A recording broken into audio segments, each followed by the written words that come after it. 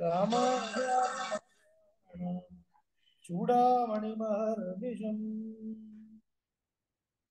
నీలాతుంగస్తనగిరితటిः సుప్తముద్బోధ్యకృష్ణం పారార్ధ్యం స్వం శృతిశతశిరసిద్ధమధ్యాపయంతి స్వోచ్ఛిష్టాయాం సజనిగళితం యావలాద్ పృచ్చభుంక్తే గోదా తస్యై నమ ఇదమిదం భూయ ఏవాస్తు భూయః. శ్రీ విష్ణు చిత్తకులనందన కల్పవల్లీం శ్రీరంగరాజ హరిచందన యోగదృశ్యాం సాక్షాక్షమాం కరుణయ కమలామివాన్యాం గోదామనన్య శరణ శరణం ప్రపద్యే గోదామనన్య శరణ శరణం ప్రపద్యే. అస్మన్ గురుభ్యో నమః. గోష్ఠికి స్వరూపానురూపంగా దాసోహం తెలియజేస్తూ తిరుప్పావై ధనుర్మాస వ్రతంలో ఈ రోజున 23వ రోజు మనం చేరుకున్నాం. అద్భుతమైనటువంటి ప్రబంధం వీరమణైత్వం విత్తాహం కోదై తమిళ్ అనే పెద్దలు వ్యాఖ్యానించిన తీరుగా నిన్నటి రోజున మనం చూసిన పాత్రలో అంగన్మాజ్ఞాన పరిసర్ అభిమాన భంగమాయి వంతు నీకు పళ్ళు కట్టి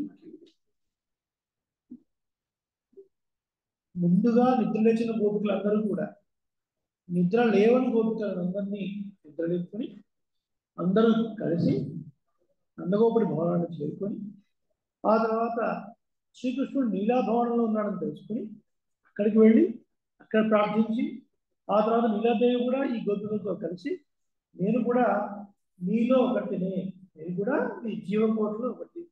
అంటే మహాలక్ష్మి స్వరూపం ఎలాంటిది అంటే జీవకోటిలో ఒకరు, కానీ పరమాత్మకు అత్యంత సన్నిహితమైనటువంటి ఒక స్వరూపము మహాలక్ష్మి వారికి స్వరూపం.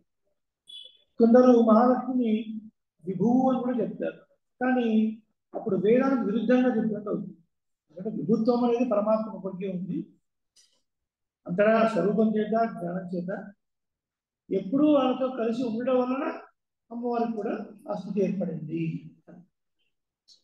జీవకోటిలో ఒకటిగా ఉంది, ఎప్పుడూ పరమాత్మ దగ్గరగా ఉండడము అనేది ఎలా సాధ్యమవుతుంది అని కూడా ఒకసారి సందేహం వస్తుంది.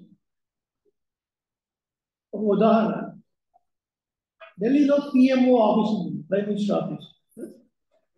ప్రైమ్ మినిస్టర్ ఆఫీస్లో ఒక చిన్న క్యాడర్ వాళ్ళైనా సరే ఎప్పుడు రెగ్యులర్గా ప్రైమ్ మినిస్టర్ యాక్సెస్ ఉంటుంది వాళ్ళకి.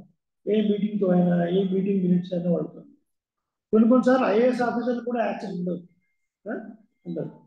సో దీన్ని బట్టి ఏమర్థమవుతుంది, అలాంటి క్యాడర్లో కూడా ఉన్నప్పటికీ కూడా కొందరు మాత్రం ఐఏఎస్ ఆఫీసర్ దగ్గరగా ఉండటము, కొందరు మాత్రం యాక్సెస్ దొరకడం చాలా కష్టంగా ఉండటము, వాళ్ళ పరిచయం ఉంటేనే ఆ పెద్దల యొక్క యాక్సెస్ దొరకడం అనేది మన బ్రతుకులను కూడా మనం చూస్తున్నాం. అదేవిధంగా నేను కూడా మీలో ఒక భాగమే అని చెప్పి అందరూ కలిసి ప్రార్థించడం, ఆ తర్వాత కృష్ణ పరమాత్మకి విన్నవించడం. ఏమని విన్నవించారు? శరణాగతి చేసే వారికి 2 లక్షణాలు ఉండాలి అని చెప్తున్నాం.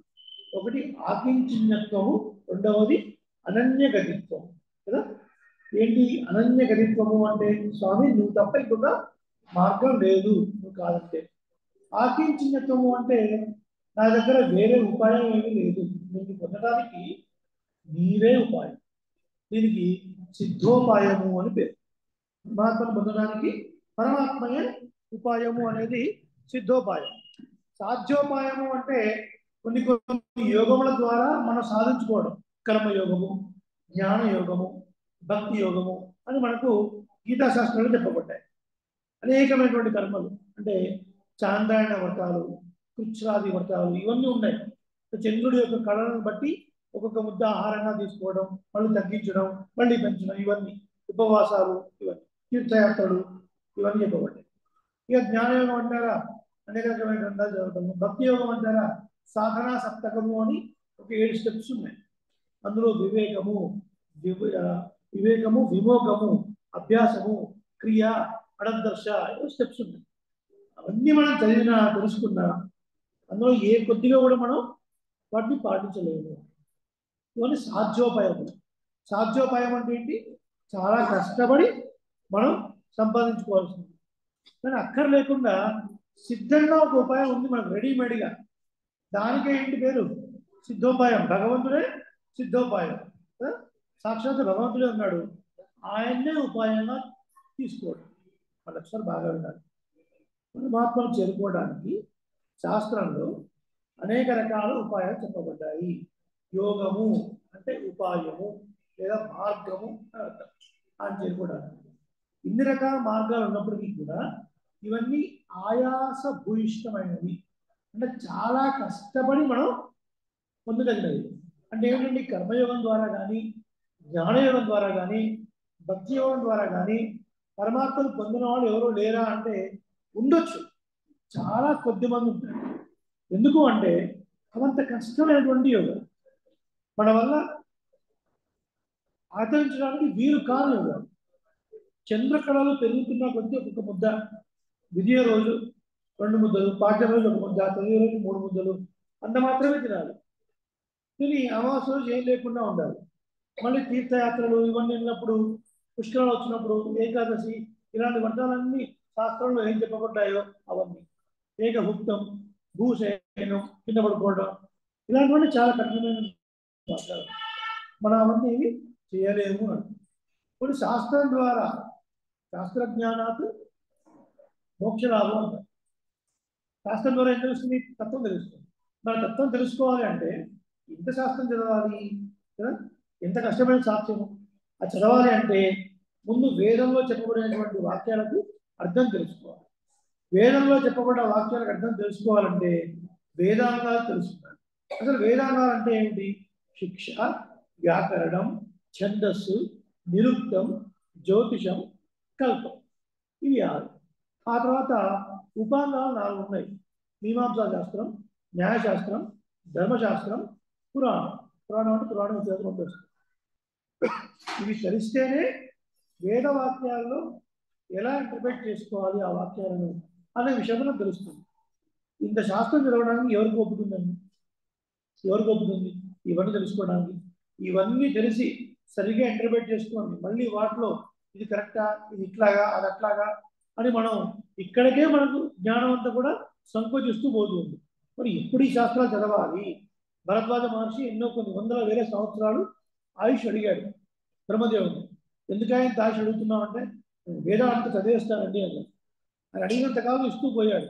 ఆ తర్వాత ఏమన్నా ఇన్ని వేల సంవత్సరాలు అడిగాను కదా, అయిపోయిందా అండి వేదం అన్నాడు. ఎవరు? భరద్వాజ మహర్షి. బ్రహ్మ అన్నాడు, ఎదురుగా 3 పర్వతాలు చూపించాడు. వేదానికి త్రయి అని పేరు. ఏం పేరు? త్రయి అంటే 3 అని అర్థం. ఋగ్వేదం, యజుర్వేదం, సామవేదం. అధర్వం తర్వాత కాలంలో కొన్ని మంత్రాలు అందులో పెట్టారు అని చెప్తారు. సాధారణంగా వేదాన్ని చెప్పినప్పుడు ఇక్కడ త్రయి అని వస్తే మీరు ఏమర్థం చేసుకోవాలి? వేదం అని తెలుసుకోవాలి. అలా 3 కొండలు వేదం అయితే ఒక్కొక్క కొండ దగ్గర నుంచి వెళ్ళి ఒక పిరికెట్ బట్టి భరద్వాజుని చూపించి ఆయన నువ్వు ఇంతే నేర్చుకున్నావు, ఇంకా నేర్చుకోవాల్సింది అంత ఉంది. కాబట్టి ఎప్పుడవుతుంది ఇదంతా? ఇది కాదు, అంతా చదివేయాలని అడుగుతుంది. సారం ఏంటో తెలుసుకోవచ్చాను. వేదం యొక్క సారం ఏంటో తెలుసుకోవచ్చాను అంటే ఏంటి? తత్వం ఏమిటి తెలుసుకోవాలి. మళ్ళీ తత్వం అంటే ఏంటి? యథార్థమైనటువంటి జ్ఞానము. యథార్థంగా ఉన్నవాడు ఎవరు, ఎవడు సృష్టిస్తున్నాడు, ఎవడు కాపాడుతున్నాడు, ఎవడు లయం చేస్తున్నాడు, ఎవడు మోక్షాన్ని ఇస్తున్నాడు, ఈ 4 విషయాలు తెలుసుకోవచ్చాను. అంతే. ఇంత కష్టపడాల్సిన అవసరం లేదు. వీటిలో మళ్ళీ ఆ యోగం మనం ప్రారంభించిన తర్వాత అవి పూర్తి చేస్తామో తెలియదు, పూర్తి చేయమో తెలియదు. అలా మధ్యలో ఆగిపోయినప్పుడు మళ్ళీ ఇంకో జన్మ ఎత్తాలి. ఇలా ఎప్పటికవుతుంది? కాబట్టి ఏమిటి? ప్రపత్తి, శరణాగతి. కాబట్టి స్వామి మా దగ్గర మేము తపస్సు చేసింది లేదు, మేము గ్రంథాలు చదివింది లేదు. చదివినా విన్నా మాకంటూ ఇది ఒకటి ఉపాయం అని మనసులో ఆ భావన ఉంటే పరమాత్మ యొక్క అనుగ్రహం మనకు ప్రసరించదు. ఇది శాస్త్రం నిష్కర్షగా చెప్పిన మాట. మన దగ్గర ఇది ఉంది కాబట్టి దీన్ని చూసి నాకు మోక్షాన్ని అనుగ్రహించాలి, ఇంకేదో అనుగ్రహించాలి అంటే నీవే ఉపాయం. ఉపాయం కూడా నీవే. కృపల సారం కూడా అదే. ఉపాయము, ఉపేయము రెండు పరమాత్మనే. ఉపేయము పొందే ఫలము, ఉపాయము పొందించడానికి ఉపయోగపడే సాధనము. నెలకు 1,00,000 రూపాయలు సంపాదించాలి, ఈ 1,00,000 రూపాయలు ఉపేయము. ఎలా సంపాదించాలి? ఆప్షన్ 1 ఉద్యోగం, ఆప్షన్ 2 వ్యవసాయం, ఆప్షన్ 3 వ్యాపారం. ఈ 3 కూడా ఉపాయాలు. ఏదో ఒకటి చేసి సంపాదించాలి. లౌకికంగా మీరు చూస్తే ఉపాయం వేరు, ఉపేయం వేరు. ఇక్కడ భగవంతుని పొందడానికి రెండు భగవంతుడే అని రెండు భాషలు చెప్పారు. సంజ్ఞ నిరుపార్కోలు వందు తలైపోయింది. అభిమానం అంతా చదువుకొని మా దగ్గర అంటూ ఏమీ లేకుండా ఇగో మీ దగ్గర వచ్చి పడ్డాము, స్వామి కరుణించు అని. ఏమన్నా ఇక్కడ అంగన్ మాట్లాడుతారు సార్, అభిమానం అంటారు. రాజ్యాన్ని పరిపాలించిన రాజులందరూ కూడా వారి యొక్క అభిమానాన్ని కోల్పోయి మీ ముందు ఎట్లాగైతే పడిగాపులు కాస్తున్నారో అలా మేమందరం వచ్చాము. ఏమిటి రాజ్యం? ఇందులో తత్వం ఏమిటి? రాజ్యం అంటే ఏంటి? ఈ శరీరమే రాజ్యం. రాజు ఎవడు? జీవుడే రాజు కదండి. మన శరీరం అనే రాజ్యానికి ఈ జీవుడు అనేవాడే రాజు. ఈ జీవుడు అనేవాడికి అనాది కాలంగా వస్తున్నటువంటి అభిమానం ఉంటుంది, అహంకారం ఉంటుంది. నేను చెప్పుకున్నా కదా, మనం నా బంగారు పుట్టలో వేరు పెడితే పుట్టనా అంటుంది కదా. అంత చిన్న చీమకి అంత అహంకారం ఉంటే మనకి ఎంత అహంకారం ఉండాలి? అది కూడా ఎన్నో జన్మల నుంచి కూడగట్టుకున్నదంతా కూడా లోపల మనసులో ఉంటుంది గ్రంథి రూపంలో, అది తొందరగా పోదు. అలాంటి ఈ శరీరమే ఒక రాజ్యం, ఈ జీవుడే ఒక రాజు. ఈ జీవుడు అనేవాడు పరమాత్మ అభిముఖంగా లేకుండా తిరుగుతూ ఉంటాడు.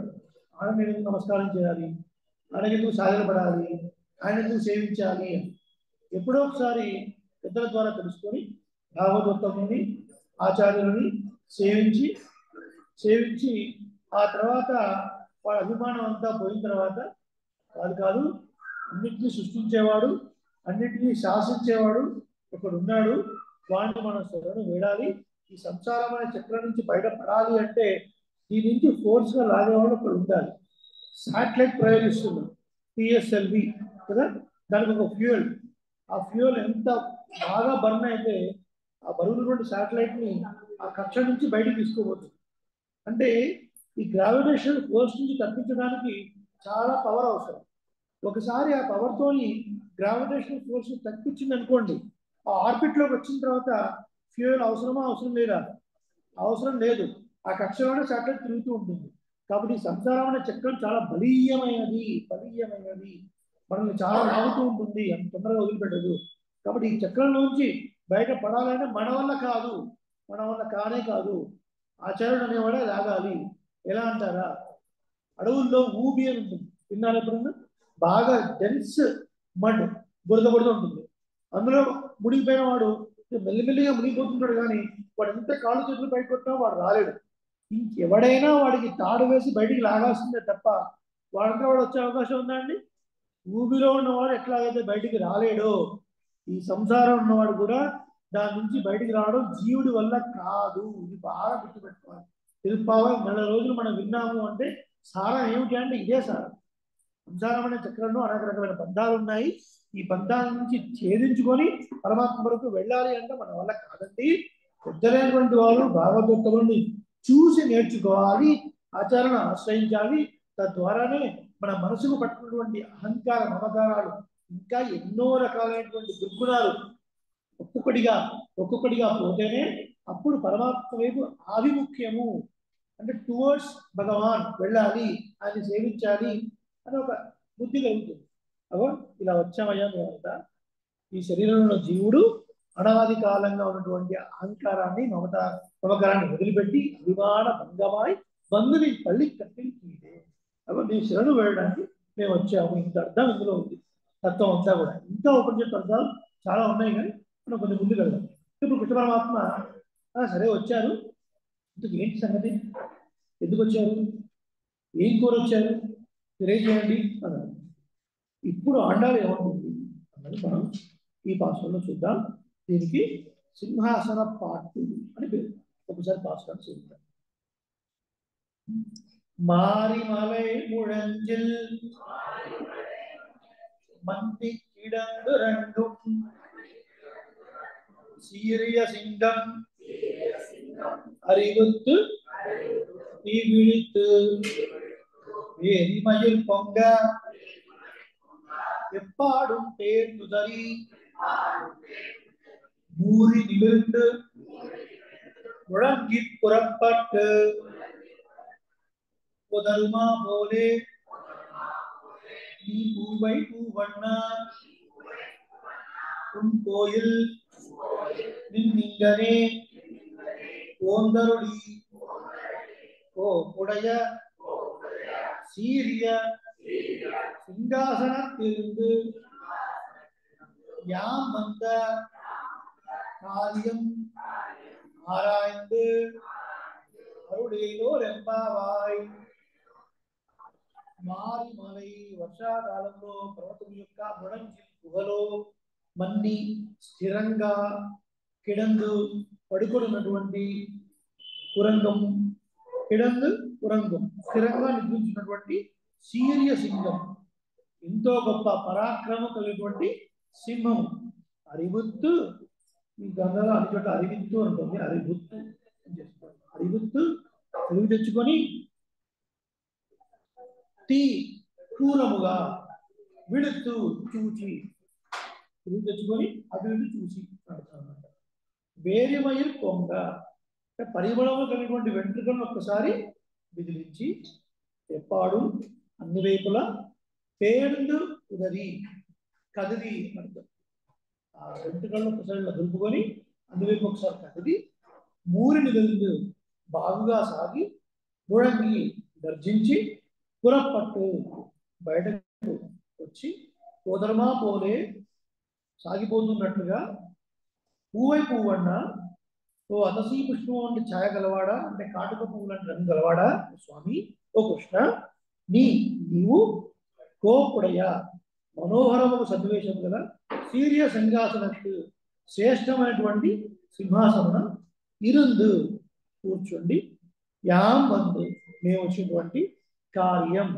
కార్యాన్ని ఆరాయందు పరిశీలించి అడిగి తెలుసుకొని విచారించి అరుళ్ కృప చేయుము ఏదో భావాన్ని ఈమా వ్రతం ఇది ప్రతిపదార్థం లీలాదేవి భవనంలో లేచేటువంటి కృష్ణుడు ఏం కావాలో అడగండి అన్నప్పుడు ఆ శయనమందిరం దగ్గరే అడగకుండా శ్రీకృష్ణ పరమాత్మని నీవు శయనమందిరంలో కాదు నాయన ఇక్కడ మేము కాదు నేను చెప్పాల్సింది నువ్వు సింహాసనానికి రావాలి అక్కడ నువ్వు కూర్చోవాలి అప్పుడు మేము అడగాలి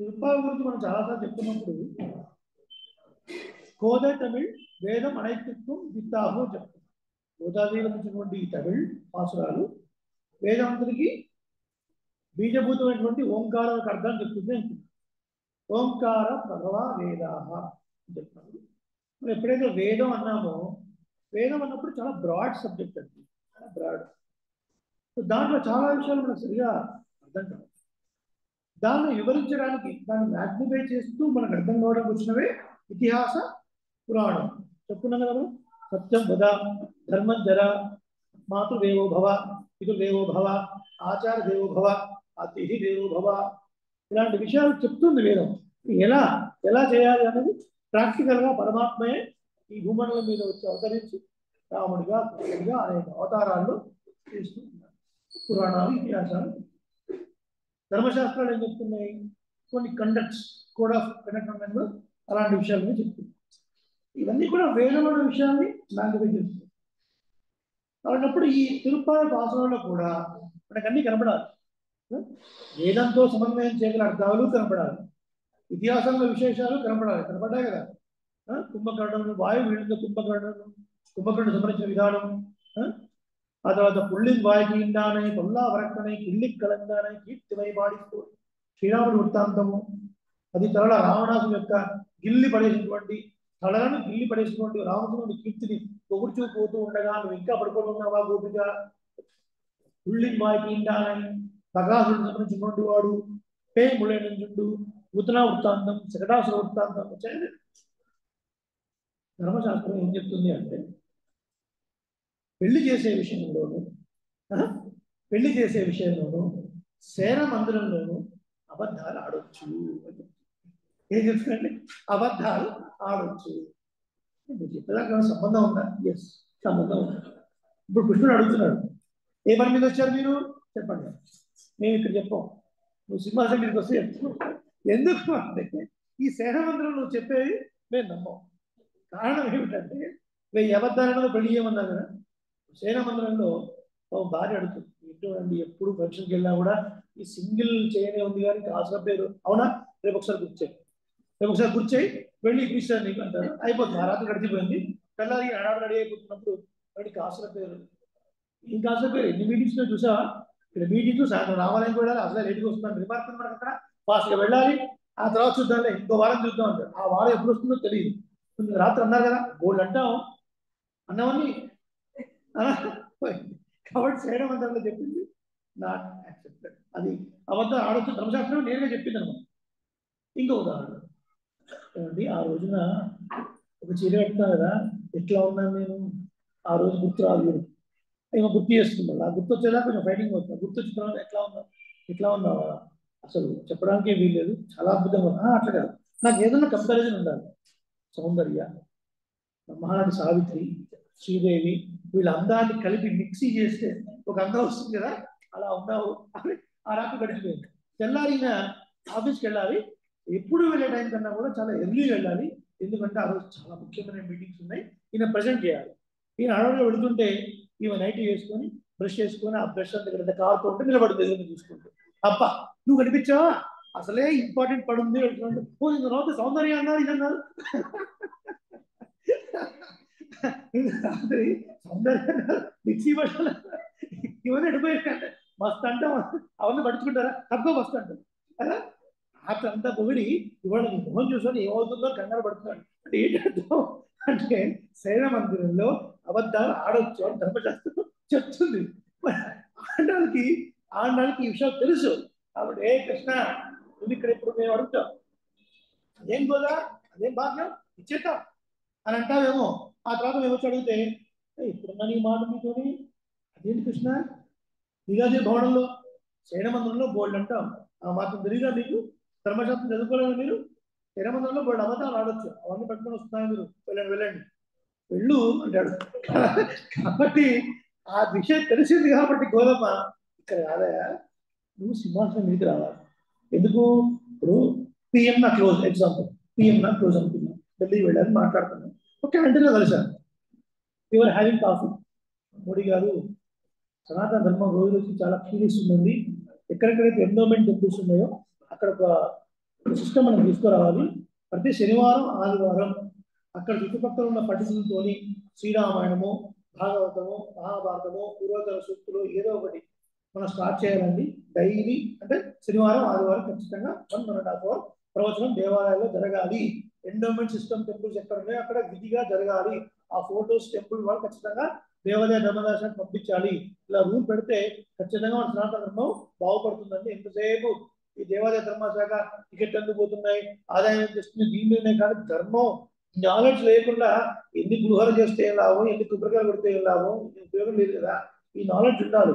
రాముడు చూడగానే ఆయన కళ్యాణం కూడా మనలో ప్రకాశించాలి. అది లేనంతసేపు ఏం లాభం? చాలా మంది అడుగుతారు, మాకైతే ఒక్కడే దేవుడు, మీకు ఎందుకో ఇంతమంది. ఏం చెప్తారు సమాధానం? మీరు సమాధానం మన దగ్గర ఉండాలా వద్దా? కృష్ణుడి కంటే ఇంతమంది భార్యలట, 16,108 భార్యలట. మేము 3 నలుగురం చేసుకుంటాం, 7 చేస్తున్నాం మా మీద. మీ దేవుడు పేరా ఇంతమంది భార్యలు అంటే ఏం చెప్తారు సమాధానం? జ్ఞానం ఉండాలి. కాబట్టి మోడీ గారు మనం చేద్దామండి. రవికుమార్ తప్పకుండా కాఫీ లాగా అయిపోయింది. ఆయన పేరు నేను వచ్చింది. ఈ మాట తెలుస్తుందా? చెల్లదు. ఆయన జీవో పాస్ చేస్తే తెలుస్తుంది కదా.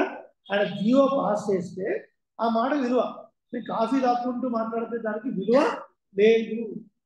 శయన మందిరంలో కాదు, you have to come to the సింహాసనం. అక్కడ కూర్చొని నువ్వు మాట్లాడితే శాసనం ఇక్కడికి రావాలి అని కృష్ణుని శాసిస్తుంది గోదాదేవి ఈ పాసురంలో. నిన్నటి పాసురంలోనేమో నువ్వు ఎలా కళ్ళు తెరవాలి అని చెప్పాను కదా. శ్రీరామాయణంలో వృత్తాంతం ఉంటుంది. శబరి పతంగ మహర్షి యొక్క ఆజ్ఞ మేరకు చూడండి, నిజంగా ఇతిహాస పురాణాలు ఏదో బుక్కిటి అని పక్కన పెడతాం కానీ ప్రతి శ్లోకంలో ప్రతి ఘట్టంలో ఎంత డెప్త్ ఉంటుందంటే మనం పరిశీలించి చూసే విధానం నిజంగా మనకు ఉంటే. పతంగ మహర్షి ఏమన్నాడు? శబరి నాకు సమయం ఆసనమైంది, నేను ఉద్యోగంలో వెళుతున్నాను, నువ్వు ఉండాలి. శ్రీరామావతారం నడుస్తుంది, శ్రీరాముడు ఈ ప్రాంతానికి వస్తాడు, వచ్చినప్పుడు నువ్వు చక్కగా మన ఆశ్రమం అంతా చూపించాలి, ఆయనకు ఆతిథ్యం ఇవ్వాలి. చూడండి ఎప్పుడు వస్తాడు? ఇది 2025, 2040కి వస్తాడా, 2080కి వస్తాడా, 2060కి వస్తాడా? అడిగిందా అండి శబరి? అడిగిందా? She was waiting. రాముడు వచ్చినప్పుడు నాకు ఓపిక ఉంటుందో ఉండదు అని ఒక చెట్టు దగ్గరికి వెళ్ళి ఆ పండు ఒకటి కొరికి చూసి ఇది బాగుంది అంటే మిగతా పళ్ళు తీసుకొని వాటిని భద్రపరిచి ఎండబెట్టి డ్రై ఫ్రూట్స్ లాగా చేసి రాముడి కోసం పెట్టింది. ఎందుకు ఆయన ఎప్పుడు వస్తాడో ఆయన వచ్చినప్పుడు నాకు ఓపిక ఉంటుందో లేదో ఇది మళ్ళీ ఆయన ఇవ్వడం కోసం. అంతేగాని ఎంగిలి పండ్లు ఏమి ఇవ్వలేదు.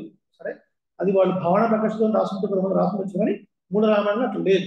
అది మన టాపిక్ కాదు. మన టాపిక్ ఏంటి? శబరి ఆచార్యులు ఏ ప్రశ్న అడగలేదు, ఎప్పుడు ఏమిటి అన్నమాట. అది ఆచారం. ఆ తర్వాత ఏమైంది? రాముడు వచ్చాడు. రాముడు వచ్చిన తర్వాత అన్ని చూపించిన తర్వాత ఒక మాట ఉంది, శ్రీరామ ఇవాళ నీ చూపులతోనే నేను ప్రీతివాళ్ళని అయ్యాను. అంటే ఏంటి?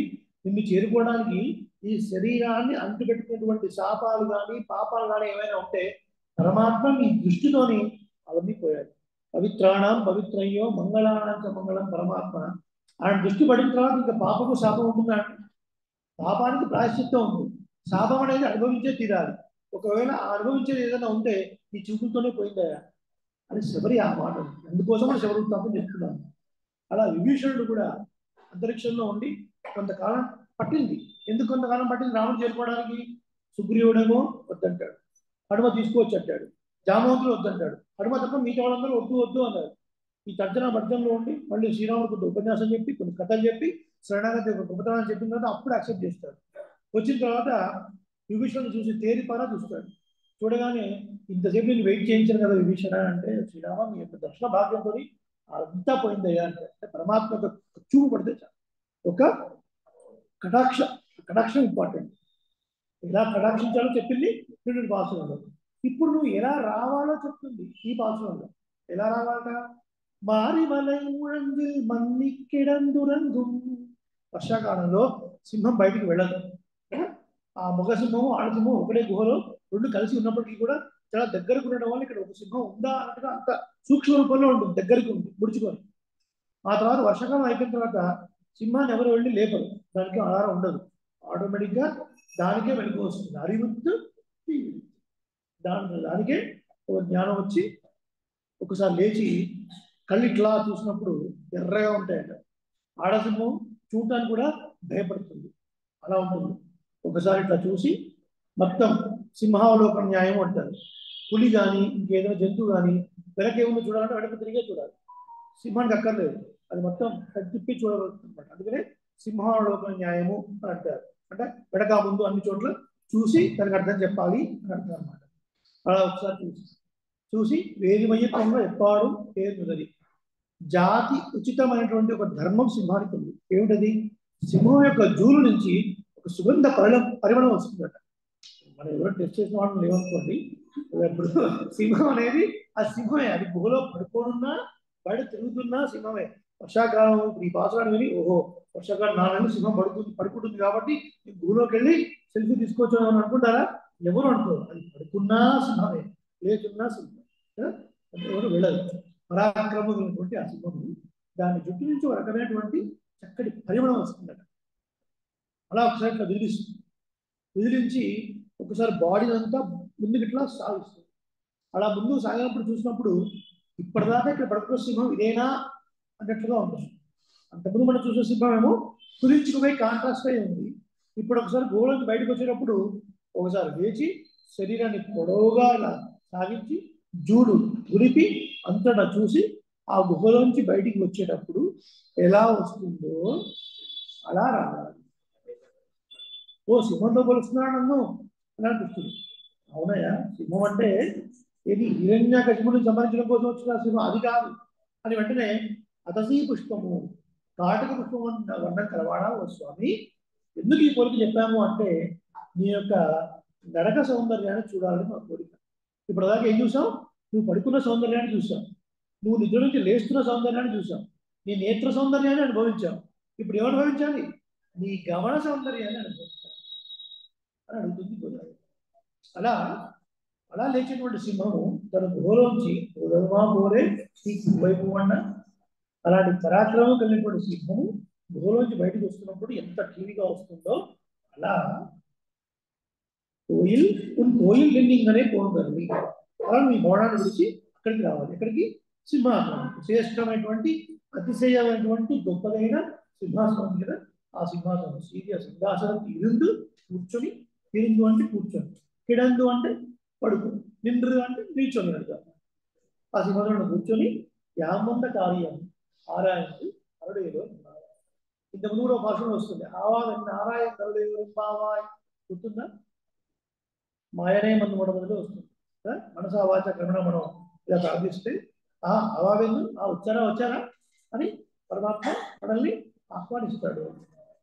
ఇదే ఇక్కడ చెప్పారు. పెద్దలైనటువంటి వాళ్ళు ఒక విషయాన్ని చెప్పినప్పుడు ముందు ఒక విషయాన్ని బ్రీఫ్గా చెప్పి దాన్ని తర్వాత డీటెయిల్గా వర్ణిస్తారు. ఈ మహాభారతంలో ఒక మాట ఉంది, ఇష్టం హి విదుషాంలోకే సమాస వ్యాసధారణం. సమాసం అంటే చిన్నదని అర్థం, వ్యాసం అంటే పెద్దదని అర్థం. సో విదుషాంలోకే పెద్దలైనటువంటి వారు, చదువుకున్న వారు, వేదవేత్తలు ఒక విషయాన్ని మనకు చెప్పేటప్పుడు ముందు దాన్ని సంగ్రహంగా చెప్తారు, తర్వాత దాన్ని వివరిస్తూ వెళ్తారు. మారణ తింగళ్ 15 మండలాల్లో కదిరిమతియం పోల్ ముహత్తాను ఉంది.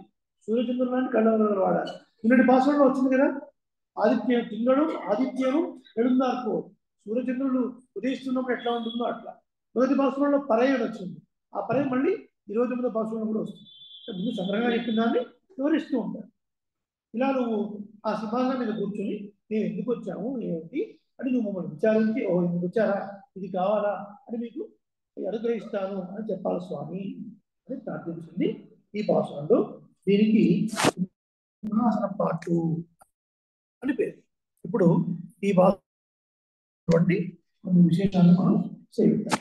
ఏం చెప్తుంది ఈ భాష? ఎవరిని ధ్యానించాలి అనే విషయం చెప్తుంది. ఎవరిని మనం ధ్యానించాలి అంటే జేయ వస్తువు ఏమిటి? అనంతాలే వేదాహ అన్నారు. వేదాలు అనంతము. వేదంలో కొన్ని భాగాలు ఉన్నాయి. మంత్రభాగము, దాన్ని బ్రాహ్మణం అంటాం. సంహితా భాగము అంటే దేవతా స్వరూపమైనటువంటివి, ఆ తర్వాత ఆరణ్యకములు, ఆ తర్వాత ఉపనిషత్తులు. ఇందులో వాటి యొక్క అర్థశక్తిని బట్టి అవి ఏం చెప్తున్నాయో దాన్ని బట్టి రెండుగా మన పెద్దలు విభజించారు. ఆ విభజించారు అన్నప్పుడే ఒక క్లారిఫికేషన్ కూడా దాగుడు ఇచ్చాడు. Those are not tangible. అంటే మీరు వెళ్ళి వేదంలో కర్మకాండ ఇవ్వండి అంటే ఎవరు ఇవ్వరు, అన్ని కలిసే ఉంటుంది. దాని యొక్క అర్థశక్తిని బట్టి ఇలా విభాగం, ఒకటి కర్మకాండ అని, ఒకటి జ్ఞానకాండ. కర్మకాండ ఏం చెప్తుంది మనకి అంటే దేవత ఆరాధన, హోమ ద్రవ్యాలు ఎలా వాడాలి, ఏ రోజు ఏం చేయాలి, ఈ క్రియాకలాపం అంతా కూడా కర్మకాండం ఉంటుంది. ఇక రెండవది జ్ఞానకాండ, దానికి ఉపనిషత్తు వేదాంతము అని పేరు. అంటే ఈ జగత్కారణ తత్వం ఏమిటి, కిం దదాసీత్, ఏముండేను అంటే ఈ సృష్టి మొత్తం జరగడానికి ముందు ఏముండేను, ఎవరున్నారు, ఎలా ఉన్నారు, ఎలా దీన్ని సృష్టి చేశారు, ఎలా మనందరం ఉన్నాం, కొంతకాలానికి ఇవి ఎక్కడికి పోతున్నాయి, మళ్ళీ ఎలా బయటకు వస్తున్నాయి, ఈ విషయాలన్నీ కూడా గురు శిష్య సంబంధ రూపంలో లేదా తండ్రి కొడుకుల సంవాద రూపంలో వీళ్ళు ప్రశ్న అడిగితే వీళ్ళు సమాధానం చెప్పిన రూపంలో ఉపనిషత్తులు మొత్తం వచ్చాయి. ఆ ఉపనిషత్తుల్లో ఒక మాట ఏమిటి అంటే కారణంతు ధ్యేయ ఒక మాట చెప్తుంది. ఎవరిని ధ్యానించాలి అంటే జగత్ కారణతత్వాన్ని ధ్యానించవలను అని మాట. మళ్ళీ ఒక ప్రశ్న, జగత్ కారణతత్వం అంటే ఏమిటి, అసలు ఎవరు జగత్ కారణతత్వం? ఏకమేవా ద్వితీయం అన్న వాక్యం దగ్గర చాలా మంది పొరపాటు పడ్డారు. ఉన్నది ఒకటే అండి, ఉన్నది ఒకటే, రెండోది లేదు అని చెప్తారు ఒక సంప్రదాయం. అది ఒకటే, మిగతా అంతా విద్య. ఉన్నది ఒకటే ఏంటి, భగవంతుడు పరమాత్మ ఒక్కడే ఉన్నాడు అని. మిగతా ఉందండి, మిగతా ఉన్నట్టుగా ఉన్నాయి కానీ లేదు. బ్రహ్మ సత్యం జగన్ మిథ్య, అది ఒక సిద్ధాంతం. మరి బ్రహ్మ ఒకటే సత్యము, జగత్ అంతా మిథ్య అండి. జగత్ మిథ్య అన్నప్పుడు నేను మాట్లాడేది, మీరు వినేది, ఒకటి ముట్టుకుంటే చల్లగా ఉండేది, ఒకటి వేడిగా ఉండేది, ఒకరోజు ఆనందము, ఒకరోజు దుఃఖము, ఒకరు తల్లి, ఒకరు భార్య, ఒకరు నాన్న, ఒకడు అన్న, ఒకడు ఆఫీసు, ఒకడు వ్యవసాయం, ఒకడు ఉద్యోగం, ఏంటిది ఉన్నట్టున్నాయండి అంతే కానీ ఉన్నట్టున్నాయంతే కానీ దీన్ని కొంచెం ఒక్కొక్క సిద్ధాంత ఫిలాసఫీ కాస్త రిఫైన్ అవుతూ వస్తూ ఒక రామాయణ సిద్ధాంతం ఏమిటి అంటే విశిష్ట అద్వైతం, కూడుకుని ఉన్నటువంటి అమ్మ ఒక్కడే.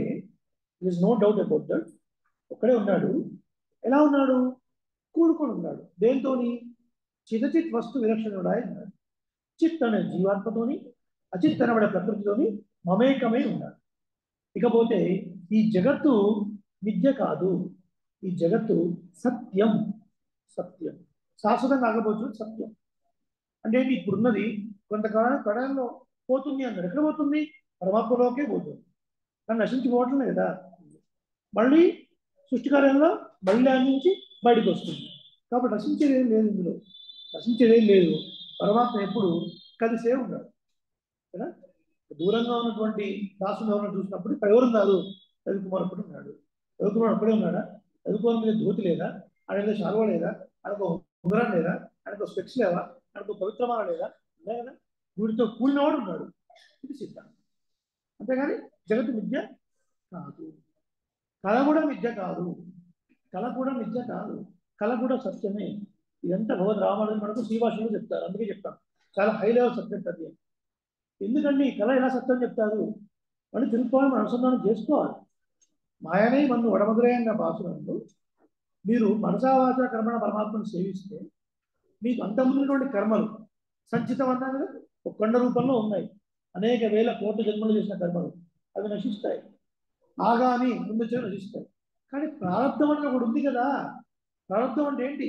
ఇంత కర్మల్లోంచి ఓ బిడ్డ కర్మ తీసుకుని అనుభవించడానికి జీవితం ఇచ్చాడు. మరి ఇది నశించుకోవాల్సిందే, ఇది ఖచ్చితంగా అనుభవించాల్సిందే కదా. దీన్ని తప్పించలేము.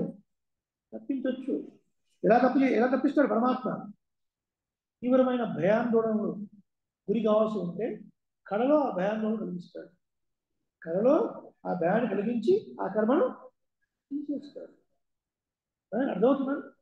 అలా ఏవైతే ఉంటాయో ఆ పాపాలు పుణ్యం, ఒకటికి రాజు కావాలని ఉంది, మళ్ళీ ఇంకో జన్మెత్తి వాడు ఒక 2 నెలలో 3 నెలలు ప్రైమ్ మినిస్టర్ 2-3 months ఉంటారు, వెళ్ళిపోతారు. ఆ 2-3 months ప్రైమ్ మినిస్టర్ కోసం వాడు ఈ భూమి మీద పుట్టి 70 ఏళ్ళ పుట్టిన ఎప్పుడు అవుతారు. ఇవన్నీ ఎందుకు అవసరం లేదు కదా. మొత్తం సేవిస్తే ఇవన్నీ అవసరం లేదు. కాబట్టి కళలో వాడు ప్రైమ్ మినిస్టర్ అయినట్టుగా, వాడు రాజు అయినట్టుగా ఇవన్నీ అనుభవం కృప చేస్తుంది పరమాత్మ. ఆ తర్వాత శరీరాన్ని వదిలిపెట్టిన తర్వాత ముక్తిని ప్రసాదిస్తాడు. ఇంకా ఏమైనా బ్యాలెన్స్ ఉంటే ఈ పాపాలన్నీ ఈ జీవుడికి ఎవరైతే వ్యతిరేకంగా ఉంటారో వాళ్ళకి పంపించేస్తారు. ఫ్రీ ట్రాన్స్ఫర్ చేసేస్తారు, బ్లూటూత్ ట్రాన్స్ఫర్ చేసేస్తారు. పుణ్యాలన్నీ కూడా వీళ్ళకి సంబంధించి అనుకూలంగా ఎవరైతే ఉంటారో వాళ్ళ శిష్యులు అనుకోండి, బంధువులు అనుకోండి, వాళ్ళని పంపిస్తారు. అప్పుడు వాళ్ళు తెలుసో తెలియకో వాళ్ళ కొన్ని అనుకోకుండా కలిసి వస్తూ ఉంటాయి. వాళ్ళు అలా పోతుంటారు. వీడికి ఎవరైతే వ్యతిరేకంగా ఉంటారో, మంచి వాళ్ళు వ్యతిరేకిస్తుంటారో వాళ్ళకి ఆ శరీరం పడిపోయిన తర్వాత ఈయన గత జన్మల్లో ఉన్నటువంటి మిగిలిపోయినటువంటి ఏవైతే ఉంటాయో ఆ పాపాలన్నీ వాళ్ళు వెళ్ళిపోతాయి. అందుకని ఆ కారణంగా ఎవరిని దూషించకూడదు అంటారు. అందుకని ఎవరి విషయంలో అయినా దోషాలు గుణాలు 2 ఉంటాయి. ప్రతి వాడిలో దోషాలు గుణాలు 2 ఉంటాయి కదా. Every one have their own merits and demerits. మనం మెరిట్స్ ఏంటో వాటిని తీసుకోవాలి, డిమెరిట్స్ గురించి మనం పక్కన పెట్టాలి. అదే విషయాన్ని ఉమయో అన్నిచ్చెవిడో అనందలో తూమణి మాడుతూ చుట్టూ విడక్కడియ 9వ భాషలో చెప్పింది. ఏమమ్మా ఓ అత్తగారు, మీ అమ్మాయి ఏమన్నా చెవిటిదా, మూగదా, ఏమన్నా జాడ్యమా, ఇంత ప్రశ్న ప్రకటన లేదేంటి అని అర్థం ఏంటి? ఎదుటివాడు నిందించాల్సి వచ్చినప్పుడు మూగవాళ్ళలాగా ఉండాలి, ఎదుటివాడు తప్పు చూసేటప్పుడు గుడ్డివాళ్ళలాగా ఉండాలి, ఎదుటివాళ్ళ గురించి వాడు తప్పులు చెప్తున్నప్పుడు చెవిటివాళ్ళలాగా ఉండాలి. ఇది అర్థం. ఇప్పుడు గుణదోషాలు అందరిలో ఉంటాయి. గుణాలను స్వీకరించండి, వదిలేసేయండి. అలా పరమాత్మ ఏం చేస్తాడు? ప్రారంభం ఉన్నటువంటి కర్మల్ని ట్రాన్స్ఫర్ చేస్తూ ఉంటాడు.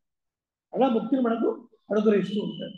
ఇలా సంచితం, ప్రారంభం, ఆగామి, ఇవన్నీ ఎందుకు చెప్తాం? మనం జగత్కారణ తత్వాన్ని ఉపాసించవలను అన్న విషయంలో మనం ఉంటాం. అంటే ఎవరు? సృష్టి, స్థితి, లయ చేసేవారు. కాబట్టి జగత్తు విద్య కాదు, జగత్తు సత్యమే. పరమాత్మ ఏ సమయంలో అయినా సరే ఈ చిత్తును అచిత్తుని విడిపెట్టి ఉండడు. మీరున్నారు అంటే కనిపించే బాడీ అచిత్, దీనికి ప్రకృతి అని పేరు. ఎందుకు ప్రకృతి అని పేరు? పంచభూతాల్లో తయారైంది. ప్లస్ ప్రకృతిలో ఉన్న 3 గుణాలు ఇందులో ఉంటాయి: సత్వగుణం, రజోగుణం, తమోగుణం. లోపల చిత్ జీవాత్మ ఉంది. మరి జీవాత్మ కూడా ఉండాలి అంటే లోపల పరమాత్మ ఉండాలి. అనేన అనుప్రవిశ్య నామరూపే వ్యాకరవానికి, వాటిలో దూరి వాడికంటూ ఒక నామాన్ని, ఒక పేరును పెట్టినవాడు పరమాత్మయే. కుమ్మరివాడి దగ్గరికి వెళ్ళాను, నాకు అది కావాలి అన్న. ఏది కావాలి? అదే నీళ్లు పెట్టుకొని వెళ్తుంటారే అది కుండ. ఆ కుండ ఎవరు పెట్టారు పేరు ఫస్ట్? మీకు తెలుసా అండి? వాడి రెండుకి ఒక రూపం ఏర్పాటు చేసి వాడు ఒక నామాన్ని ఏర్పాటు చేసింది పరమాత్మయే. ఇవన్నీ కూడా బ్రహ్మసూత్రాల్లో వస్తాయి అన్నమాట. అది వచ్చే ఒక రూపం ఏర్పడిన తర్వాత, ఒక నామం ఏర్పడిన తర్వాత అది వాడుకలో ఉంది. మనం ఇప్పుడు దాన్ని కుండాన్ని పిలుస్తున్నాం. మరి మొట్టమొదటి ఎవరు చెప్పాడు దీనికి కుండ అని? ఎవరితో పలికించాడుగా పరమాత్మ. అది అర్థం. కాబట్టి ఏ వస్తువు కూడా ఒకటి ఉన్నది అంటే పరమాత్మ ఉంటాడు. ఆఖరికి ఒక చెట్టు నుంచి ఆకు రాలుతుంది అంటే అది జీవాన్ని కోల్పోయిందంటే ఆ డెడ్ ఆకులు ఉండడానికి కూడా ఒక జీవుడంలో ప్రవేశిస్తూ ఉంటాడు. ఇది మనం శాస్త్రంలో తెలుసుకోవచ్చు. కాబట్టి పరమాత్మ ఎప్పుడు విడిచి ఉంటాడు. ఇప్పుడు ప్రళయంలో ఇంత ప్రకృతిని, ఇంత లోకాలని, ఇంత జీవుల్ని తన కుక్షిలో పెట్టుకోండి, తన బుజ్జలో పెట్టి కాపాడుతూ ఉంటాడు. అంటే ప్రళయకాలంలోనూ ఆయన అంటిపెట్టుకుని ఉంటాడు. సృష్టి కార్యంలోనూ ఈ ప్రకృతిని, ఈ జీవుల్ని బయటకు పంపించి ప్రకృతి ద్వారా శరీరాలు ఏర్పాటు చేసి శరీరంలో జీవుణ్ణి పెట్టి మళ్ళీ వెనకాల ఈయన వచ్చి అందులో ఉండి ఉంటాడు. మారిమలై గుణంజిల్ మన్ని కిడందురంగు గుహలో పడుతున్న సింహం లాగా. అంటే ప్రళయకాలంలో పరమాత్మ ఎలా ఉన్నాడు? ఇన్ని కనిపించే లోకాలని, ఇన్ని జీవులని తన లోపల పెట్టుకొని ఉన్నాడు కదా. అలా ముడుచుకొని ఉంది సింహం. మహాలక్ష్మి కూడా అంటే ఆడసింహం మగసింహం కలిసి పడుకున్నాయి, ఒకటిగా ఉన్నాయి అంటే అర్థం ఏంటి? అర్థం ఇన్ని లోకాలన్నీ ఉన్నాయి. సృష్టి చేస్తున్నాడు. ఎందుకు చేస్తున్నాడు? ఎవరి కోసం చేస్తున్నాడు? మహాలక్ష్మి లోపల ఉంది కదా, ఆ ఆనందం కోసమే ఇంత సృష్టి చేస్తున్నాడు. అందుకే చెప్తున్నాను కదా, శ్రీ రంగం. శ్రీ అంటే మహాలక్ష్మి, రంగం ఆటస్థలం. అడవిలో నాట్యం చేసే నెమలి మగనేమల, ఆడనేమల? మగనేమలి. ఎవరి కోసం చేస్తుంది? ఆడనేమల్ని ఆకర్షించడం కోసం, ఆడనేమల్ని సంతోషపడడం కోసం మగనేమల్ని నాట్యం చేస్తుంది. మహాలక్ష్మి అమ్మవారి తృప్తి కోసం, ఆమె సంతోషం కొరకు, వీళ్ళు ఆడుకోవడం కొరకు ఈ లోపల ఉన్న దాన్ని మొత్తం బయటకు తీసుకొచ్చి సృష్టి చేస్తున్నారు. అలా గుహలో ఉన్నటువంటి పరమాత్మ. వేదం, వేదం అని చెప్పారు. గుహ అంటే వేదము, అందులో అంతర్లీనంగా చెప్పబడ్డవాడు పరమాత్మ. అంటే గుహలో పడుతున్నటువంటి స్థితి.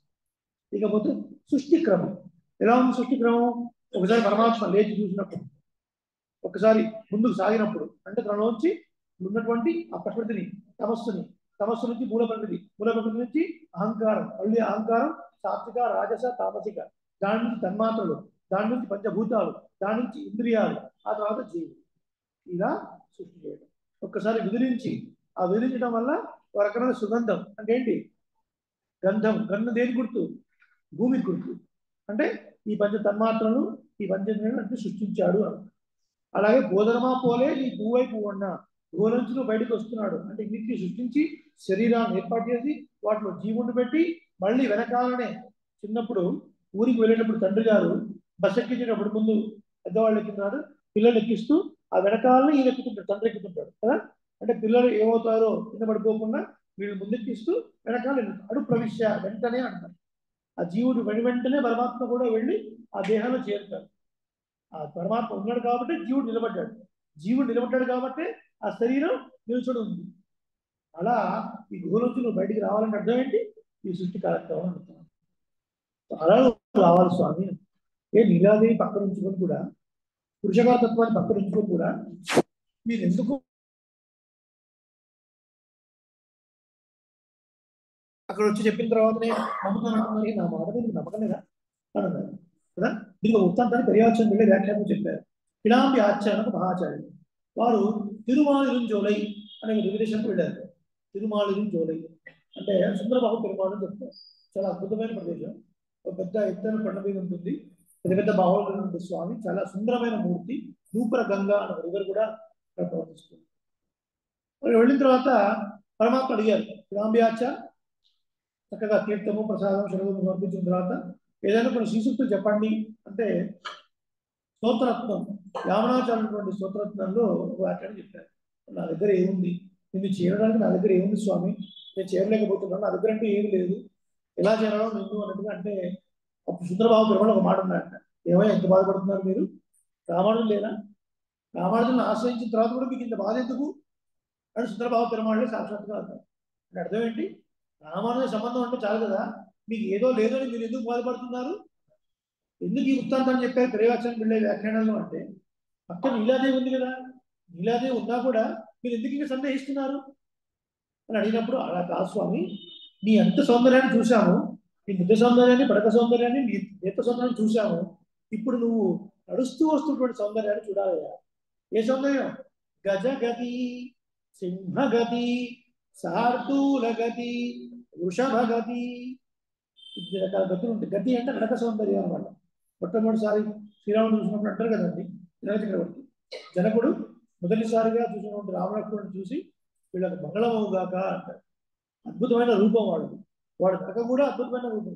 ఎవరు స్వామి ఈ పిల్లలు ఇంత గొప్పగా ఉన్నారు, విశ్వామిత్ర మహర్షి ఎక్కడి నుంచి పట్టుకొచ్చారు వీళ్ళని? వీళ్ళు చూస్తేనే ఆశ్చర్యం వేస్తుంది. గజసింహ గతి వీరౌ శార్దూల కుశభోపమౌ. ఆ నడకలో సౌందర్యం. ఒక ఎద్దు నడుస్తూ ఉంటే అది దాని ఊపిరి కదిలేట్టుగా దాని రోషమంతా ప్రకటితమయ్యేలాగా, యుద్ధంలో వెళుతున్నప్పుడు రొమ్ము చీల్చుకునేలా అయితే వెళ్తాడు వీరుడు, ఆ వీరత్వం ప్రకటించేలాగా ఎద్దు నడుస్తుంది. వృషభగతి అంటారు.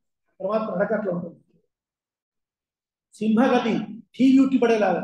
సింహం ఒకసారి గర్జిస్తే అడవులు ఇంకేమన్నా మాట్లాడతారండి ఎవరు? అలాంటి ఒక నడక సౌందర్యం. గజగతి మత్తిలినటువంటి గజం, దేని లెక్క చేయకుండా పోతుంది కదా, అది ఏ వచ్చినా అంత కొట్టేసుకుని పోతుంది. అలాంటిగా మదించిన నడక. ఇకపోతే శార్దూల గతి. ఏమంటే శార్దూల గతి పెద్ద పులి వేటాడేటప్పుడు తీక్షణమైన చూపులతోని కోపంగా ఎట్లా వస్తుంది, అలాంటి ఒక గతి. విశ్వామిత్ర మహర్షి శ్రీరాముని నిద్రపోతున్నప్పుడు కౌసల్య సుప్రజారామ పూర్వాసం చ ప్రవర్తతే ఉత్తిష్ట ఉత్తిష్ట కర్తవ్యం ఉత్తిష్ట. శార్దూలం అంటే అర్థం ఏంటి? శార్దూలం అంటే పులిని అర్థం కదా. నరుల్లో శ్రేష్ఠుడు. సంస్కృతం మాత్రం చేస్తే సరిపోదు. ఇప్పుడు నరశార్దూల అన్నప్పుడు పెద్ద పులి లాగా అంటే ఈ పెద్ద పులి అంటే అర్థం అందుకు అర్థం. ఇక్కడ శార్దూలం అంటే శ్రేష్టమైన వాడు, నల్లు శ్రేష్టమైన పడతాడు. శార్దూలం లిటరల్ మీనింగ్ మీరు తీసుకున్నారు అనుకోండి, పులి అని తీసుకున్నారు అనుకోండి, అది కూడా సమన్వయపరిచారు మన ఆచార్యులు. ఏ రామా, ఏ పెద్ద పులి లే, ముందు రావణాసురుడు లాంటి రాక్షసుల్ని చీల్చి చెండాడాలి కదా. పులి ఎట్లా? పులి వేటాడి వేటాడి చీల్చి చెండాడు. ఖరదూషణ రాక్షసులు 14,000 మంది జనస్థానంలో ఉన్నారు. ఓ రామా లే, పెద్ద పులి లే, వెళ్ళి వేటాడు, వెళ్ళి వేటాడు. ఆ వేటాడినప్పుడు తీవ్రమైన కోపంతో కసితో ఎట్లా పెడుతుందో ఆ నడక సౌందర్యం, ఆ గమన సౌందర్యం, ఇవన్నీ మేము చూడాలయా. అందుకని ఇక్కడి నుంచి నువ్వు అక్కడి వరకు వెళితే నువ్వు నడిచే సౌందర్యం అంతా మేము చూస్తూ ఉంటాం, అనుభవిస్తూ ఉంటాం. అప్పుడు నువ్వు సింహాసనంలో కూర్చున్నప్పుడు మేము ఎందుకు వచ్చామని చెప్తాం. అప్పుడు నువ్వు మమ్మల్ని కృప చేతులుగా అని చెప్పింది. ఈ నడక సౌందర్యం అంతా మరి గోదావరి చూసింది. కానీ మనం ఎట్లా చూడాలండి అంటే మీరందరూ శ్రీరంగం వెళ్ళాలి, లేదా మనందరం కలిసి శ్రీరంగం వెళ్ళాలి. వెళితే నంపెరుమాళ్ ఉత్సవాల్లో ఇవన్నీ కనపడతాయి. నంపెరుమాళ్ తీసుకొని వచ్చినప్పుడు ఆ ఉత్సవాల్లో తిరుపాత్తాంగళ్ళు అంటారు అన్నమాట. అంటే దాన్ని మోసేవాళ్ళు చాలా ఎక్స్పర్టైజ్ ఉంటారు వాళ్ళు కదా. వాళ్ళు ఒక రిజంలో నడుస్తేనే అక్కడ గజంలాగా నడుస్తున్నట్టుగా, ఒక గుర్రంలో నడుస్తున్నట్టుగా, ఒక మత్తించినటువంటి ఏడులో నడుస్తున్నట్టుగా, ఒక పొగరబట్టినటువంటి ఒక శార్దులో నడిచేటువంటి నడక, ఇవన్నీ నంపెరుమాళ్ నడకలో మనకు కనపడుతుంది.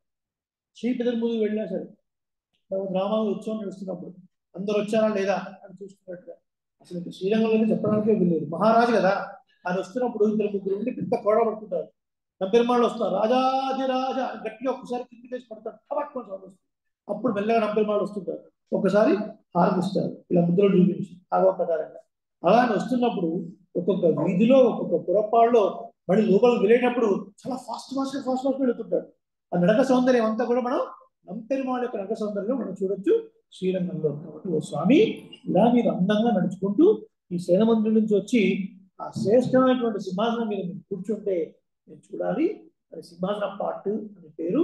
అలా కృష్ణ పరమాత్మ వచ్చి సింహాసనం మీద కూర్చున్నాడు. కాబట్టి ఈ రోజున మనం పెరుమాళ్ళలో చేసినటువంటి ప్రతి ప్రార్థన చక్కగా వింటాడు. ఎందుకు అని చెప్తే వినడు, గోదాదేవి చెప్పింది కాబట్టి వింటాడు. కాబట్టి చక్కగా విని మనకు అనుగ్రహాన్ని కురిపిస్తాడు పరమాత్మ అని ఈ భాషలలో వీరనుకున్న అర్థాలు మనం సేవించాం. రేపటి రోజున అతి అద్భుతమైన పాత్రలు ఏంటది? అన్ని ఉలగమందాయుడి పూర్తి మంగళాశాసన పాత్రం. అసలు ఏం అడగాలనుకుంది గోదాదేవి, ఎందుకు ఇలా అడుగుతుంది? అద్భుతమైనటువంటి సంగతి అంటే దానికి దీనికి లింక్ అనమాట. దానికి సంబంధం ఏంటి అనేది రేపటి రోజు మనం నిర్వహించే ప్రయత్నం చేద్దాం. మాతృసాకించన బద్ధకం గణమాణయే విష్ణు చిత్త తనూజాయే గోదాయే నిత్య వేద వేదాంత వేద్యాయ మేఘశ్యామలమూర్తయే పుంసాం మోహన రూపాయ పుణ్య శ్లోకాయ మంగళం. ఆండాళ్ దివ్య తిరువడిகளே శరణం. ఆళ్వార్ ఎம்பெருமானார் ஜீயர் திருவடிகளே శరణం. స్వస్తి. అనేక మంగళాశాసనాలు.